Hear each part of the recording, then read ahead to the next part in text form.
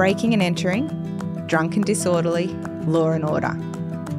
A former prosecutor and a defence lawyer, not your typical pairing. And the result? Conversations about crime and punishment that are guaranteed to get you thinking. Welcome to Justice Matters with Joe Crowley and Lizzie Green, a brand new weekly podcast.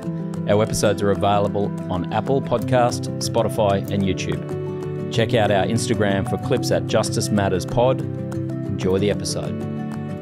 This episode contains descriptions of drug offending, torture, murder and other related offences. And also discussions of infanticide. Listener discretion is advised. Well, hello, Joe. Hello, Lizzie. How are things? They are good. How are things with you? Excellent. I love that shirt. Thank you. Very Irish. I like a bit of green. Yeah. Which I liked before I got married and changed my surname to Green. Oh, of course. Yeah. It's always been my colour. There you go. But so I picked our topic today. Yes, I'm looking forward to it. Interesting discussion. Well, I hope so. I went down this topic because there's been a little bit in the news recently about the no body, no parole legislation, both New South Wales and Queensland. Yes. And it's an area of law that I sort of followed since it was first introduced in Queensland. That was 2014. Yep.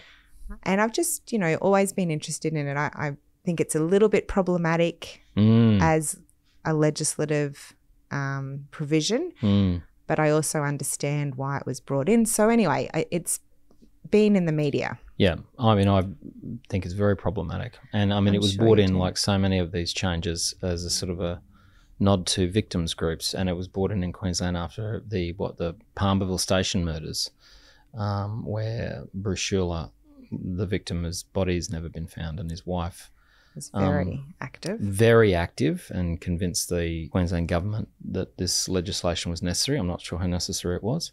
Well, it's not like Queensland was the first state. Who had it before us? WA and the Northern Territory. Wow. I'd love to see, has anyone done any studies on its efficacy? There has been one study that I read. We're jumping ahead of Sorry, well, let's not jump ahead. That's fine. All right. But so I thought what I wanted to do firstly is just explain for those who aren't across it what the no body, no parole law is. So essentially, if someone has been convicted of a homicide offence, so that means murder or manslaughter, and the body of the victim or the remains of the victim have not been located, either because of an act or omission of the accused person or some other reason, maybe where the body was left and interference and that sort of thing. And on an application for parole, the parole board are not satisfied that the offender has cooperated satisfactorily with providing information to locate those remains, they will not be eligible for parole. Yes. So every time someone is sentenced to a term of imprisonment, parole eligibility is a consideration. So even if you get life in prison, there'll still come a point in, 15, 20 or 25 years where you will be eligible for parole. Yeah. With other sentences, you're eligible for parole at the halfway point of the period of imprisonment. So you get 8 years. At 4 years, you would be eligible. And the parole board are in charge of deciding if you are in fact eligible for parole. Yeah.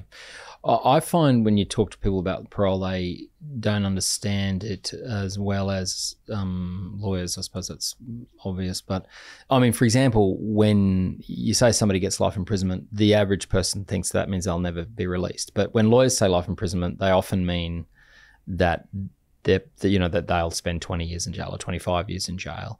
And if lawyers want to say somebody is never to be released, they will say never to be released. Which is one available order.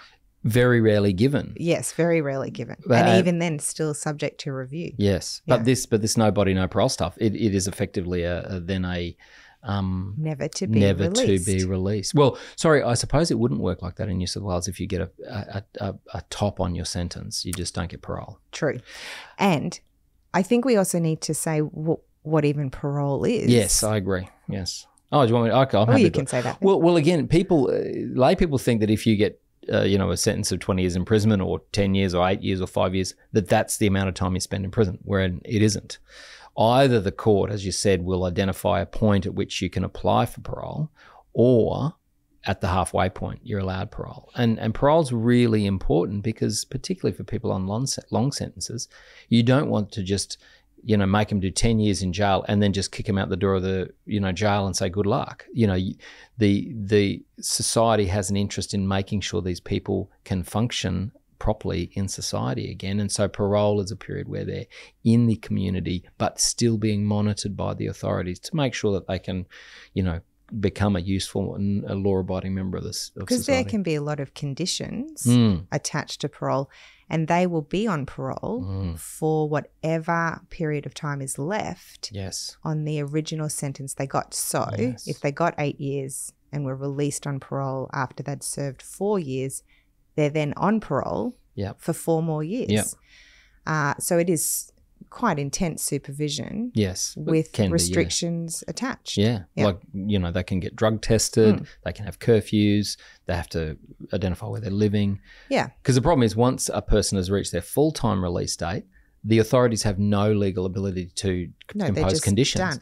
Done. So if somebody does the full 10 years in jail and walks out, that the authorities, unless they commit another offence, the authorities have no ability to control their life at all.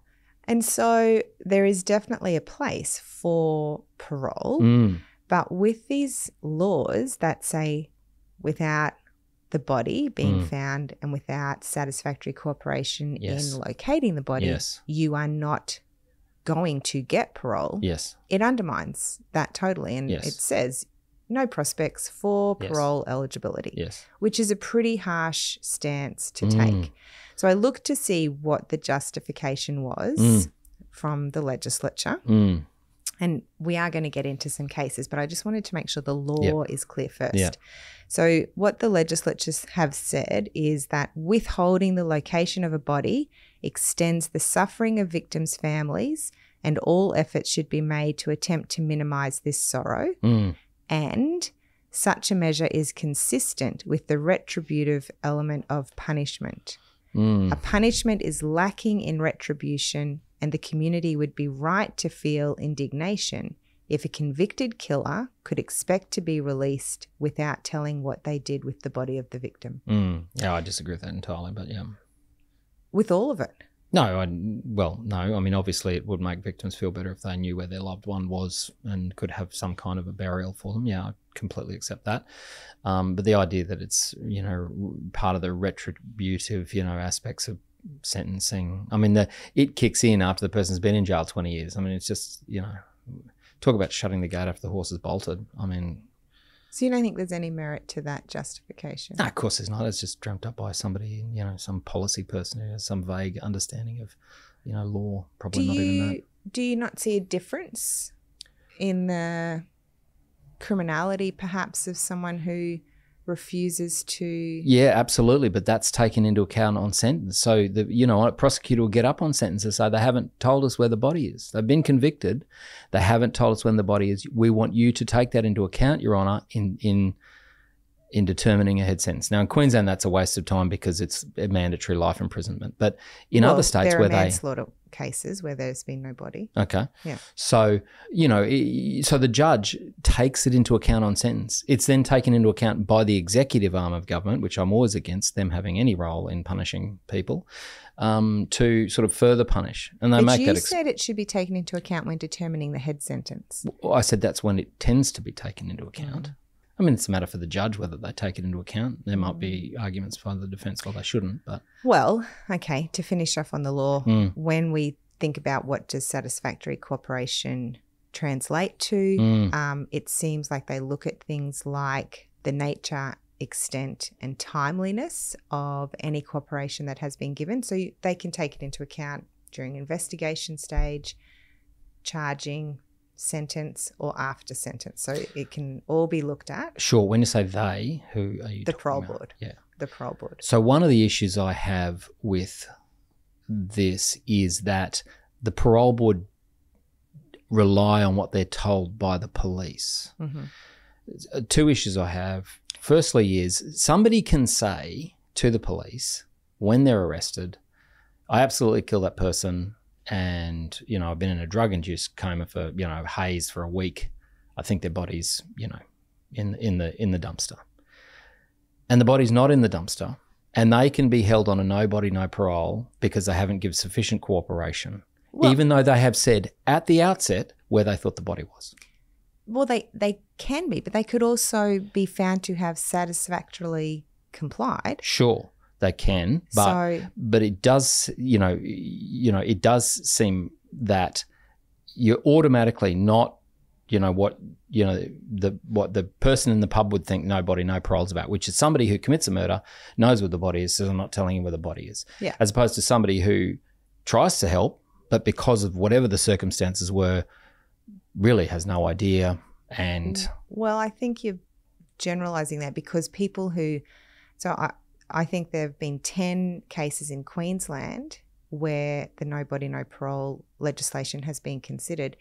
And in 6 of them, they found they had satisfactorily cooperated.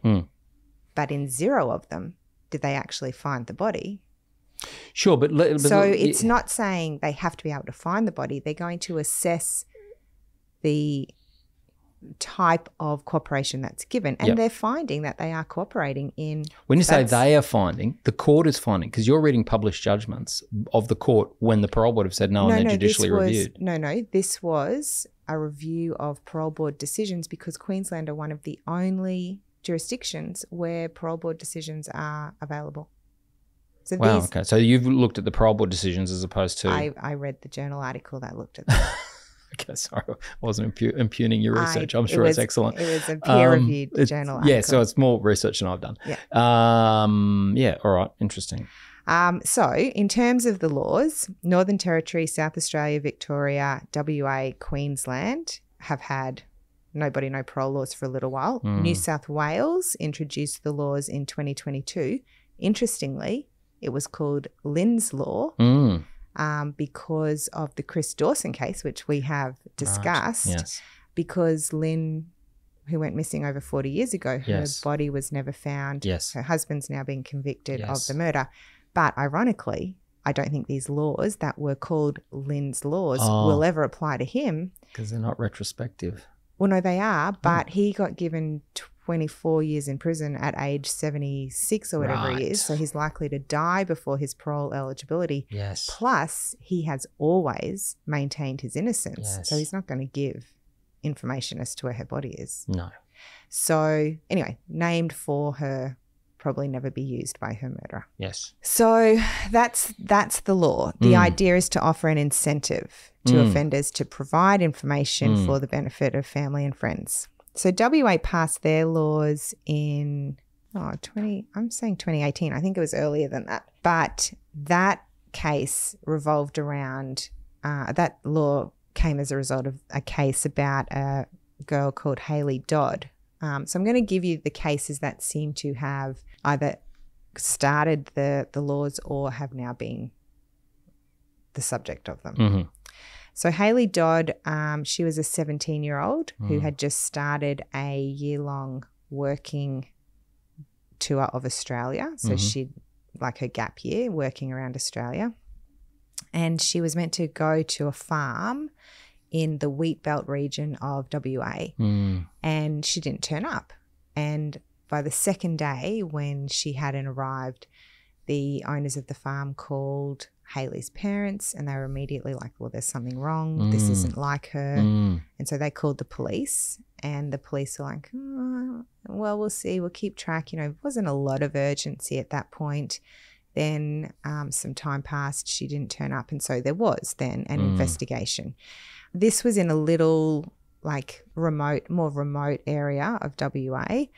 And when they began their investigation, they learnt she'd last been seen alive at about 11:40 a.m. on July 29. This is way back in 1999, I should say, walking along a road near a little town of Badingara. I'm not sure if I'm pronouncing that correctly. No, yeah. So they the police did speak to a number of people who had seen her that day. They did a reenactment of her last sighting and they made some public appeals. And a number of persons of interest came to their attention, and one of them was a guy called Frank Walk, not like a walk, but W-A-R-K.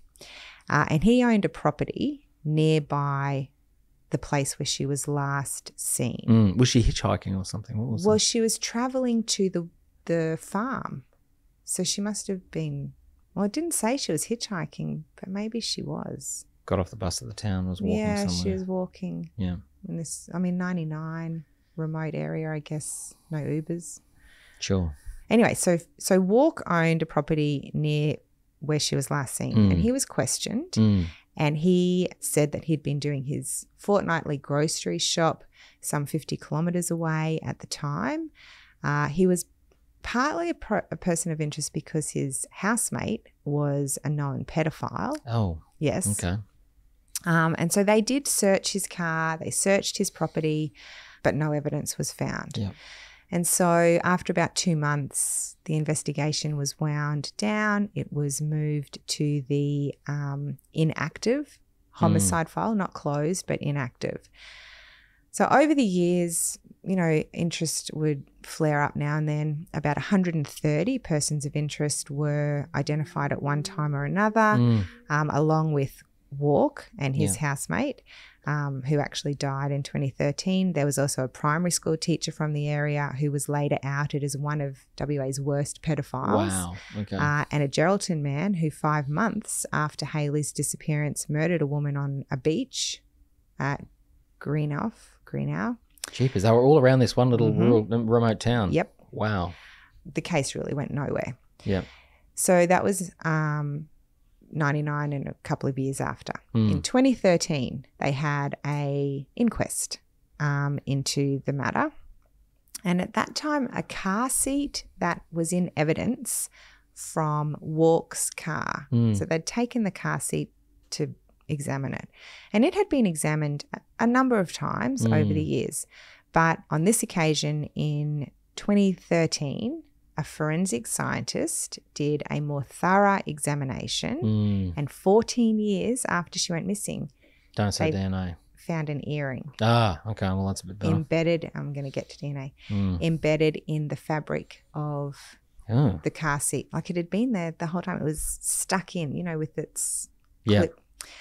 And so no one else had seen it, but it was immediately then the cause for the investigation to ramp up again. Yeah.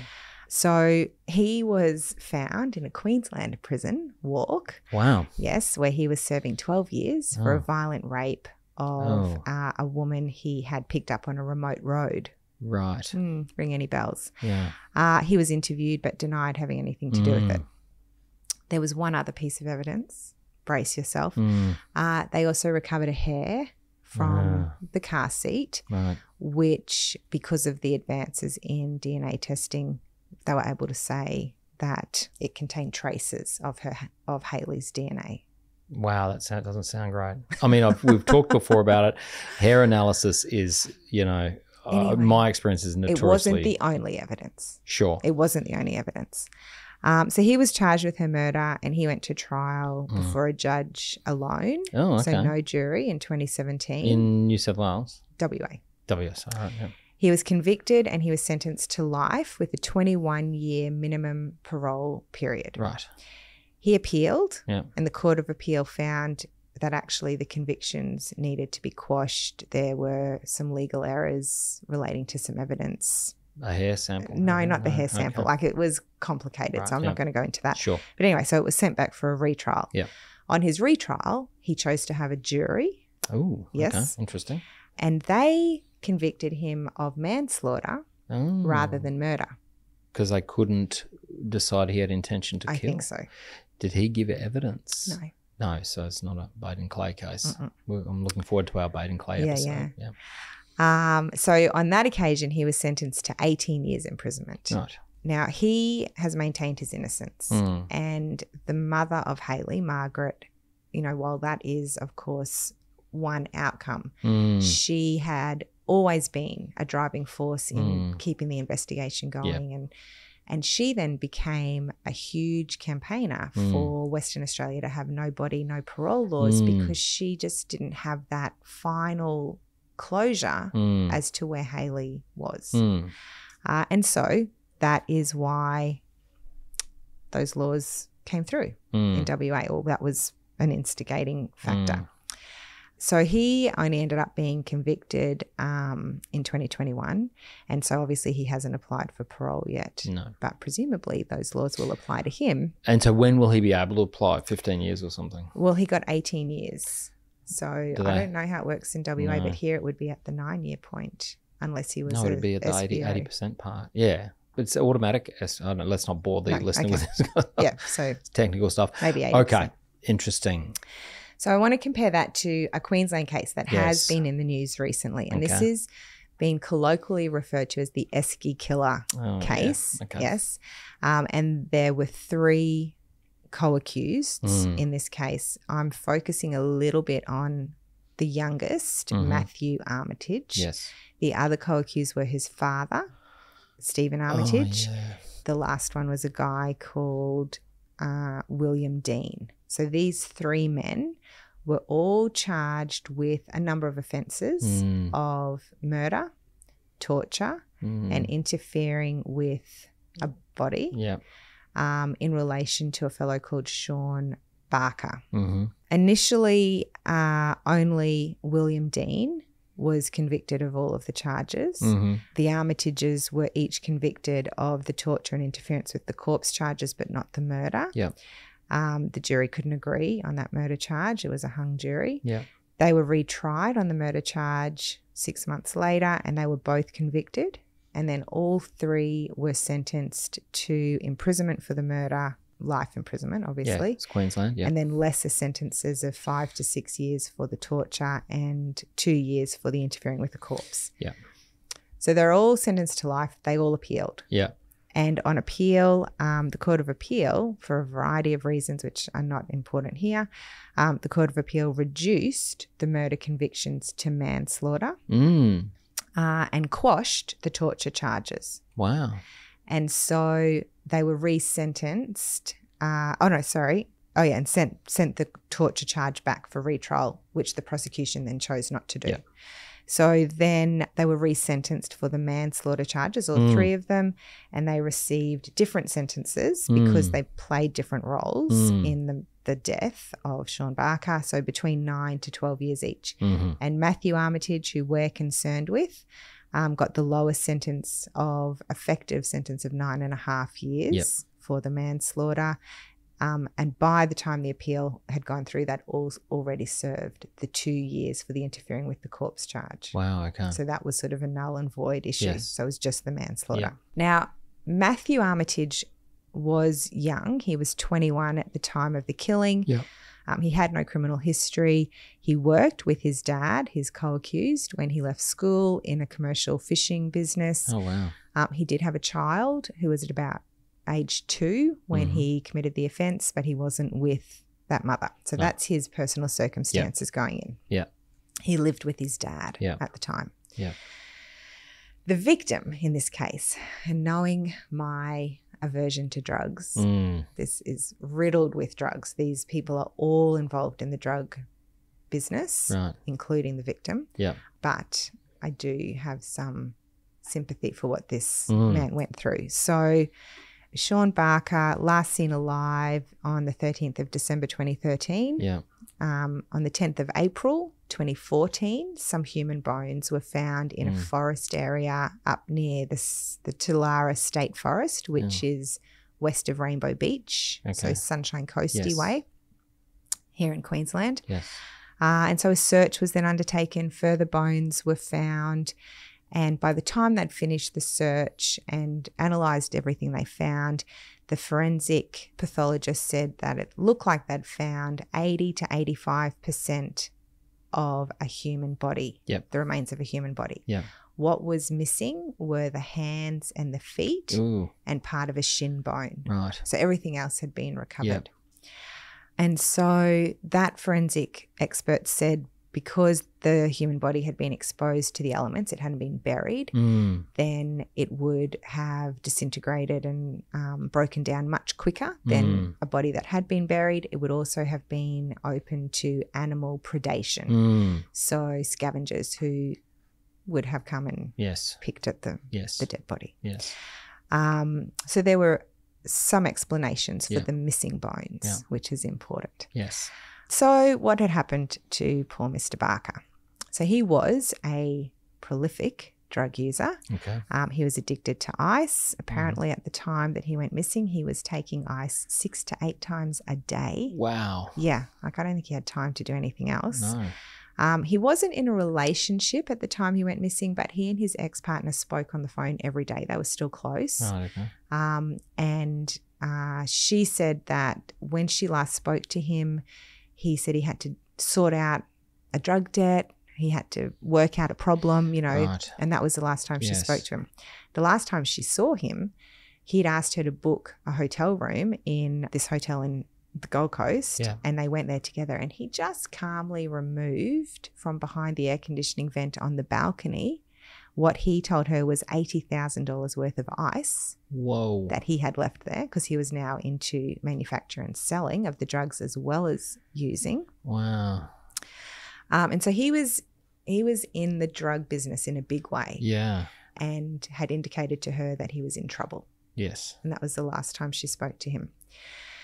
So there was CCTV footage which showed that he had, I can't remember where they were. They were near some shops, I think. And he had been approached by 2 guys. He went and hopped in a van with them.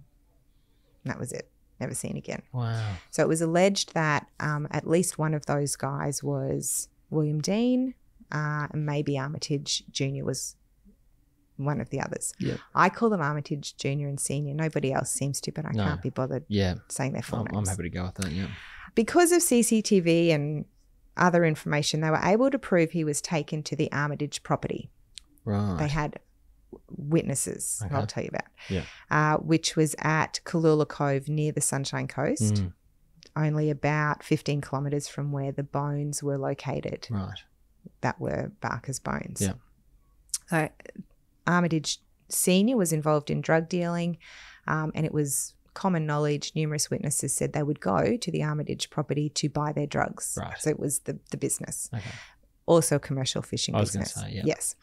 And so a number of these witnesses gave evidence about what they had seen in relation to Barker. So one witness, Mitchell, who was a cousin of the accused, said he arrived at the property and he saw Dean talking to an esky. That's what he said. He was talking to an esky. Wow. Yes.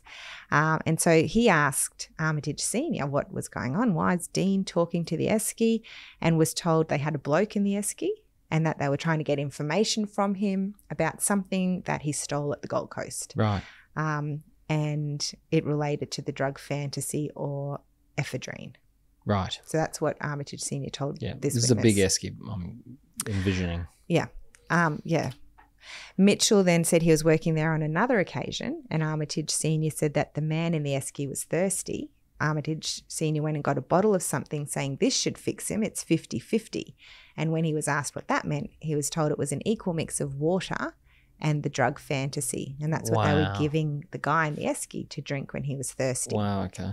Another time while Mitchell was working, Armitage Jr. came and asked him where the big black zip ties were because he wanted to tie someone to a tree or tie someone down. Mitchell couldn't remember exactly.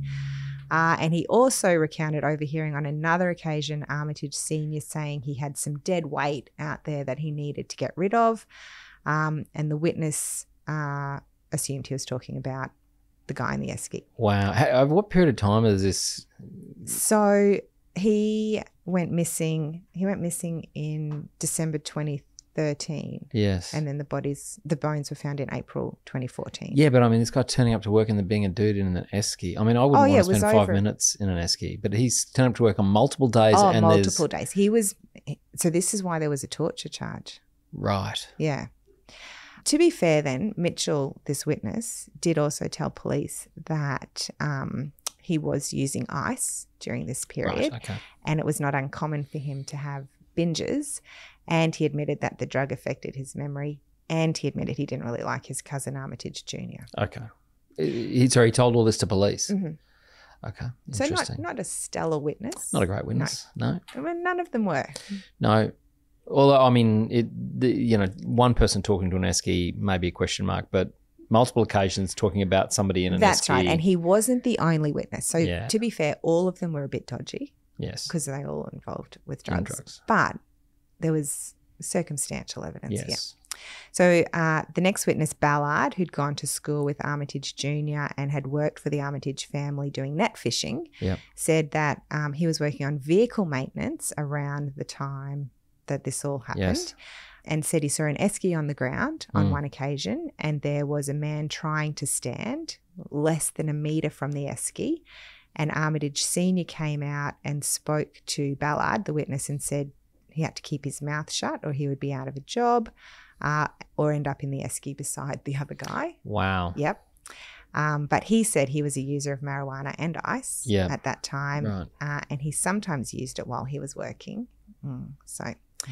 Another school friend who worked for the Armitages, Schutz, he said he'd been told to stay away from the esky as there was someone in there, and he said that later that day he heard cries for help coming from that direction.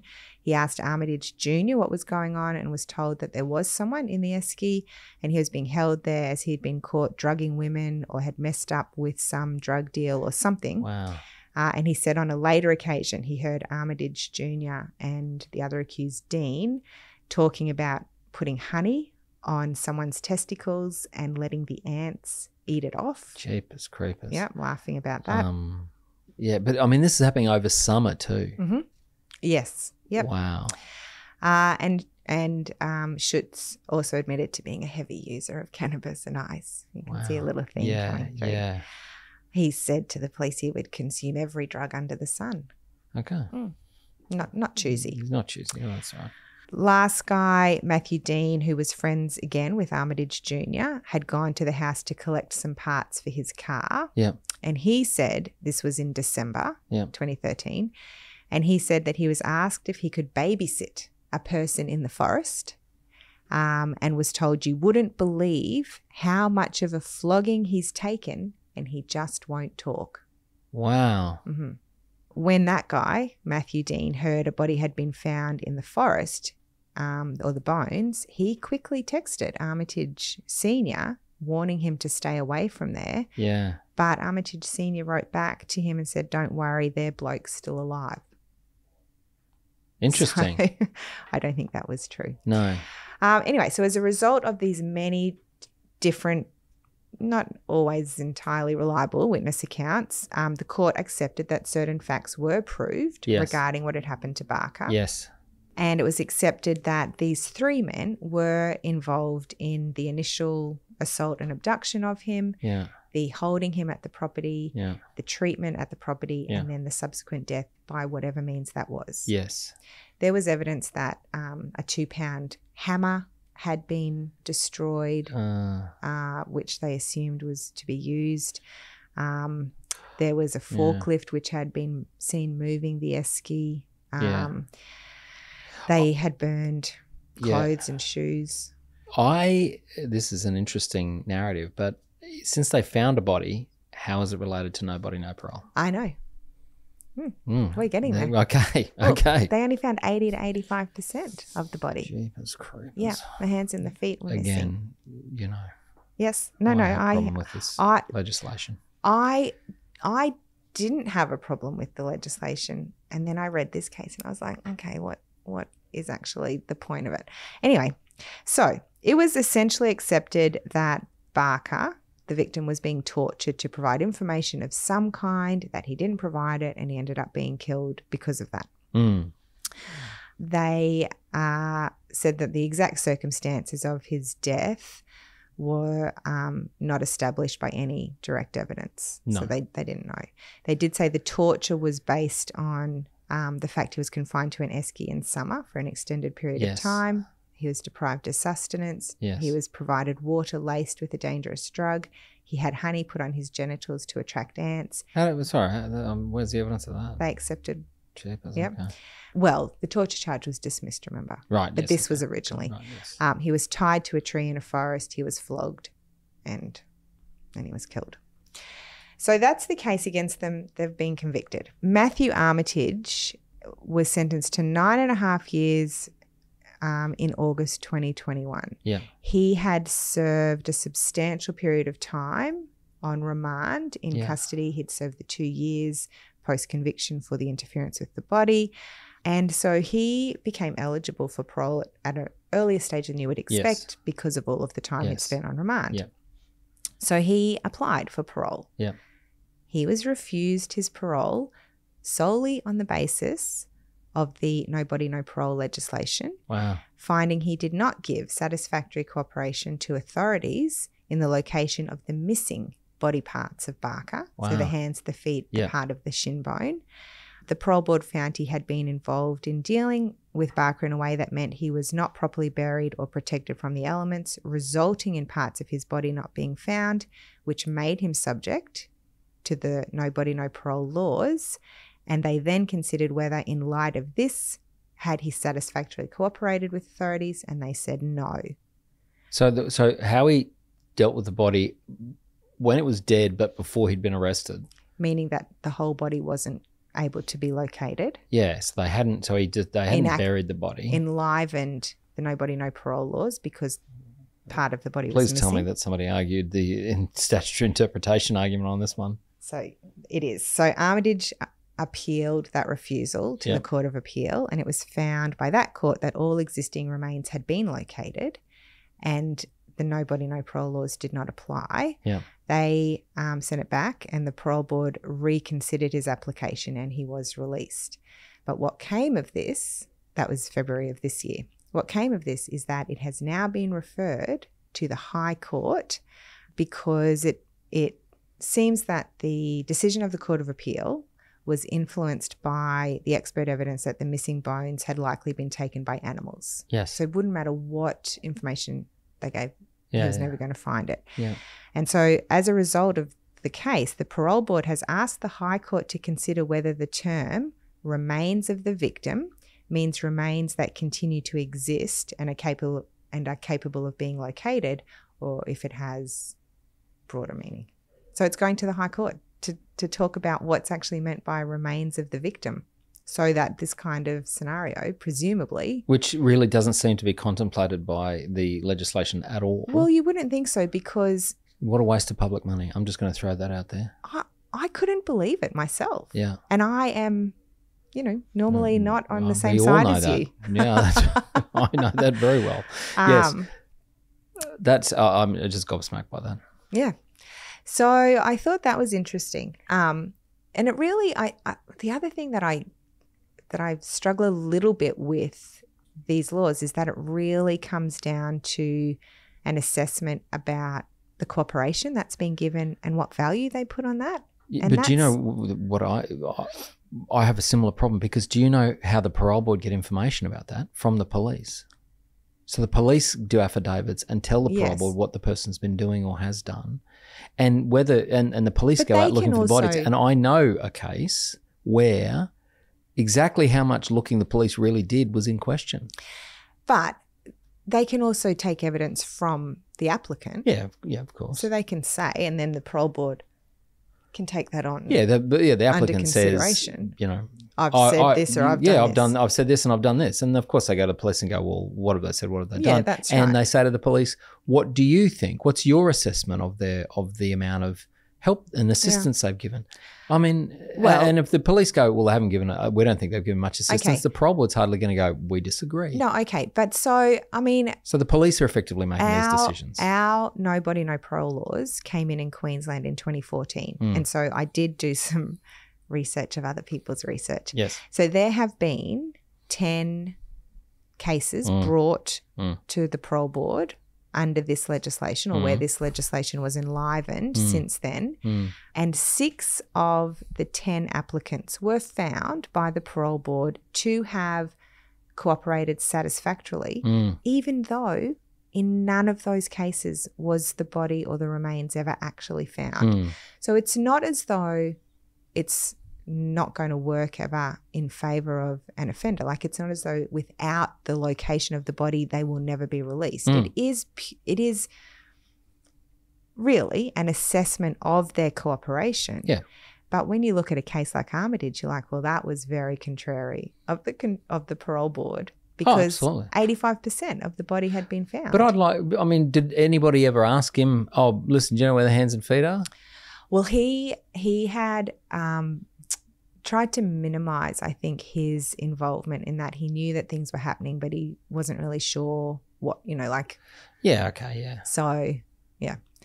And that he assumed that it was that body in the forest because of information, not that he actually knew it, so it was... Yeah, okay. And it was a bit much for him to, have the foresight to go, listen, did you bury that body? Like you could, did you bury that? Because I'm just concerned about no body, no parole laws. Yeah, well, if the animals are going to take his hands and feet. They might take his hands and feet. I must say, and I know we argue about expert witnesses, but even though it helps the accused on this occasion, I'm very skeptical of the expert evidence that said, oh yeah, the hands and feet were probably taken by animal predation. I'm like, really? The shin bone maybe. How, it seems unbelievable that an animal would just take the hands and the feet. I just find that extraordinary. Could have happened. But quite opposite to that finding in the Armitage case is the case of Sean Dennis. So in that case, an inability to locate remains was not a barrier to getting parole. Right. Armitage did get parole. Despite the body not being found, So he had been convicted in 2004 of the murder of his mate, Kenneth Harris. He made admissions to beating him with a weapon, a heavy pipe, and he said he then disposed of both the weapon and the body in a crocodile-infested river. Okay, there you go. He initially reported his mate missing, and then 41 days after the disappearance, he told police where he had disposed of the weapon and the body, and they went diving and they found the weapon, but they never found the body. No.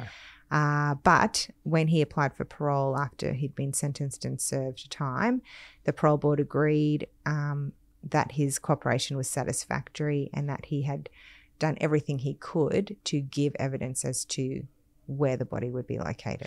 Did he plead? He pleaded guilty. Yeah. So I wonder how much of the police's and the parole board's attitude to you is whether you whether you plead guilty or not, or whether you run a trial, put them to proof, make their life difficult, then you apply for parole X number of years later, and they're like, we remember you, mate. Yeah. Some problems that I identify there in the application potentially. But the other reason I was so interested was because also in the media recently has been the case of Kelly Lane. And I don't know if you remember the details of this case, but back also 1999 when she was in her early 20s, Kelly Lane, who was an Australian water polo player, so she had a little bit of notoriety. She gave birth to a little girl who was named Tegan. And when Tegan was 2 days old, Kelly left hospital. She told people she'd given Tegan to the biological father. Yes. And Tegan was never seen again. Yes. She ended up being convicted of murder for Tegan. Because did she didn't name who the biological father was, or the story that they sort of, it was all a bit strange. It was very strange. So she said it had been a short encounter with the biological father, that his name was Andrew Norris or Morris. She couldn't remember, but whichever the case, police were never able to find that person. And in fact, Tegan's disappearance wasn't even discovered until some years later. So Lane had another child, a son, and she decided to put him up for adoption. Right. And she told adoption workers that this was her first child. Right. But community workers who did checks and everything found out she had actually given birth twice before. Yes. Her first daughter had been given up for adoption, and the second daughter was Tegan. Right. And there was no records of Tegan anywhere that they could find. They told the police. It set off this chain reaction where there was an investigation, a missing persons investigation. And in 2005 to 2006, there was a coronial inquest into Tegan's disappearance. Yep. And that investigation resulted in Lane being charged with her murder. Yes. So she was convicted by a jury of 1 count of murder, 3 counts of lying to police, effectively, false swearing. Yeah. And this was in 2010. So the Crown case was that she had murdered her 2-day-old daughter back in 1999. She was sentenced to 18 years imprisonment because this was a New South Wales case, so not mandatory life in prison. And her parole eligibility was set for 2023. Right. Now, in the meantime, Lynn's Law came into effect. So now New South Wales has no body, no parole legislation. So that is relevant. Yeah. So Lane's conviction was definitely based on circumstantial evidence. There was no evidence of a body, no evidence of a death, no evidence of a cause of death, no evidence of a motive, no witnesses, no confession, and no forensic evidence. The only thing was that she'd given birth to this baby. The baby had disappeared at 2 days old. That's literally it. And sorry, just remind me, the 2 days was that was when she left hospital. Yes. It's the only occasion. Well, presumably, nobody actually recalled it that long ago, but they could say that they'd she never left. seen her with She a left baby the hospital after with that the time. baby. Yeah. And okay. It didn't help her that during the course of the investigations, she had given a number of different versions of what had happened when she left the hospital. Yeah. And she had lied about how many babies she'd had and pregnancies she'd covered up. And it was partly to do with her water polo, like she couldn't be pregnant or a mother, you know. So the Crown argued there was a pattern of behaviour that included keeping secrets and that she lacked any credibility. Those inconsistent statements about what happened to Tegan worked against her. Anyway, so she was... Lies as evidence of guilt. That's right. That's right. The Crown also suggested there was no viable alternative to their case. Yeah. And that the only possible conclusion that could be reached was that she had killed the baby. Yes. Well, and I mean, I can see the logic in that, but I don't see how they get to murder. I mean, how do you not just get to manslaughter? Yeah, well, so the defence was that the Crown could not prove she was dead, Tegan was dead, let alone the manner of her death. Yeah. Furthermore, the Crown could not produce any evidence to indicate that she was in any way responsible for what had happened. Lane maintained she gave Tegan to the natural father, and Lane's defence lawyers argued the Crown was unable to prove any act was done by Lane that demonstrated an intention to cause Tegan's death or do her serious bodily harm. Yeah. The judge in that case had reservations about the conviction, but convicted she was. Judge alone trial or jury? Jury. Okay. There were flaws in the police investigation. They didn't really check for the Andrew Norris Yeah, person. I was going to say, I have had a case where somebody was named and similar sort of thing. I think, you know, yeah, they gave sort of, and the police come back and go, oh yeah, there's no one like that in the whole of Australia. And I was like, really? 21 million people, not one person you could find? That's right. So the police investigation was even continuing throughout the trial, swamping the defence. And the judge said this was a case that was being prepared on the run. There's no doubt about that. Yeah. That judge, Anthony Wheely, also disclosed his reservations about whether the prosecution met the standard of proof required, but he didn't contravene the jury's decision. Well, he can't. Yeah. But he can write a letter that goes with, if it's appealed, to say give his views of the trial. Another thing I found was that media reports also raised questions about the use of slut shaming as a strategic device in the prosecution of criminal trials. Yep. And I do not like this guy, but in the words of former DPP Nicholas Cowdery. I like Nicholas Cowdery. Hold on. Lane's case was prosecuted because it raised all sorts of values. And he went on to say the relationship between a new mother and child, the idea of child killing, which is so abhorrent to the community generally, the nature of the accused and her conduct over a period of time made it important. He went on to say he didn't think she was a risk to the community in that she would go around killing other people's babies, but she seemed to be a bit of a risk to the virile young male portion of the community. Well, she hadn't killed any virile young males. I don't know what because she kept getting pregnant.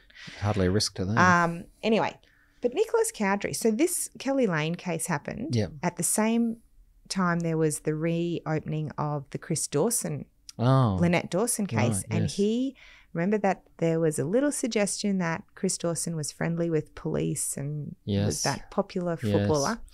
Nicholas Cowdery said flat out, there's no body in Lynn Dawson's case, so we can't prosecute for murder. And at the same time, literally at the same time, was pushing the prosecution for Kelly Lane. Interesting. Sounds inconsistent. Having said that, I mean, I'm not going to defend that kind of inconsistency, but I think that when there is no body, that is should be a real disincentive to prosecute, because once there's no body, you can't establish, often you can't establish a cause of death. And it makes me think of the mother in Ballarat at the moment whose body has never been found, and the guy has been charged with murder. Yeah.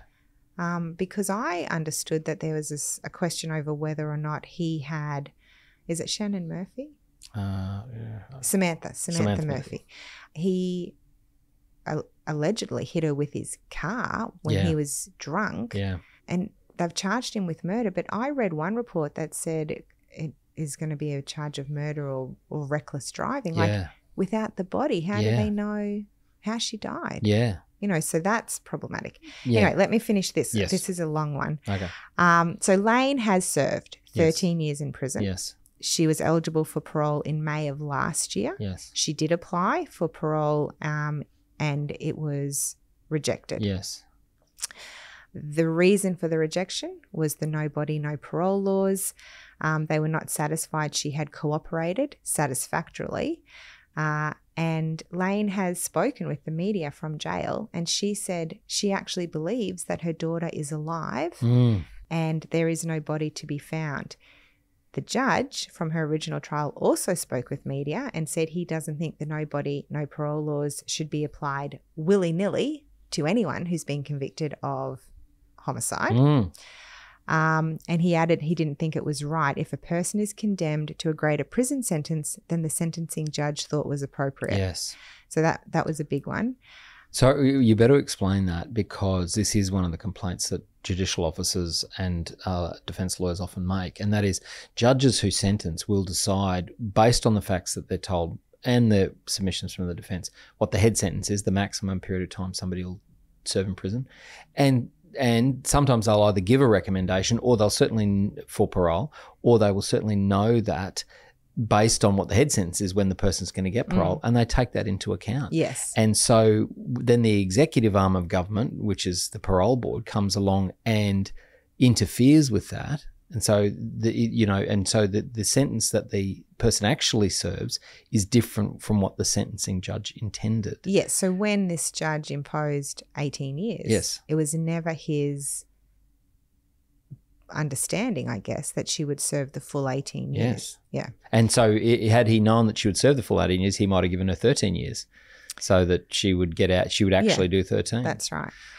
So that's it for Kelly Lane at the moment. Yes. Parole's been refused. She can make it further applications. But that... but you can also make other applications, can't you? Just wait a year and make another application. What's going to be different? I don't know. Like, there is no difference. The no body, no parole laws say until she cooperates satisfactorily. And so it brought me to the criticisms of this. And one of the biggest criticisms is wrongful convictions. And we know that there are a percentage of people in jail who have been wrongfully convicted. We don't know the true number. But this legislation, and I think maybe it does apply to Kelly Lane, I don't know, but this legislation means that if you have been wrongfully convicted of a homicide offence and you literally do not know what happened to that body, you will never be eligible for parole. Yeah, and that's the Palmerville Station murder. So in Queensland, as I said at the start, the laws were brought in 2014 because the victim Bruce Schuler's body was never found. The people who were charged with his murder, Stephen Struber and his wife Diane Wilson Struber, who were the station owners, they have always said they had nothing to do with the murder. They don't know anything about it. They were convicted, and because it's Queensland, they get mandatory life imprisonment, which means that because the body's never been found and they say we don't know where it is, they will never be released. So, I mean, if anyone wants to listen to another podcast, Where is Bruce Schuler? You can listen to 10 episodes on that case. But, you know, they maintain their innocence. So, you know. So interestingly, when I looked, just to finish off, Tasmania does not have no body, no parole laws. Okay. Sue Neal-Fraser, who we've talked about, was granted parole in 2022, despite maintaining her innocence and her husband's body never being found. Yes. And, you know, that might be justice in that case. Well, not if she's innocent. It's not because she served a whole lot of time. Well, no, but, you know, like she's not being held longer. Yes. Samantha Murphy, Victoria, is seeing a push in the community for these laws to be strengthened. Yeah. There was also Assistant Commissioner Fitzgerald in New South Wales who said that maybe New South Wales' new no body, no parole laws were part of the reason that that police officer who's been charged with the murder, Beau Lamar Condon, why he eventually did lead them to the bodies. Look, I'm sure that's the case. Somebody like a police officer is very familiar with the laws, but also, you know, once people get to jail, they hear this stuff about what they need to do to get parole. It seems to be, based on my experience of dealing with prisoners, the only thing they talk about. But you know, so it certainly in some cases would result in the finding of the body. Yeah. And then New Zealand, who I think usually lead the way, do not have no body, no parole laws. There is currently a big push for the legislature to consider it. And the legislature have said, look, we think it's probably a good idea, but we've got other things on the agenda first. Like so our it's economy. Being pushed back. Yes. But so most states in Australia have it. That's not a recommendation for it. I mean. No, I'm just saying. Most states have it. Tasmania does not. ACT does not. Yeah. And I think from someone who was originally quite a supporter of it, I'm feeling a little bit of hesitation about it now. Well, I'm glad to hear that. I would not have expected that, Lizzie. I know, I like to surprise you sometimes. Yeah, I know you do. Yeah, but very complicated. It is complicated. I hope people didn't get too bored with the law, although there was some hopefully there's some non-lawyers that listen to this podcast. But I don't think it was...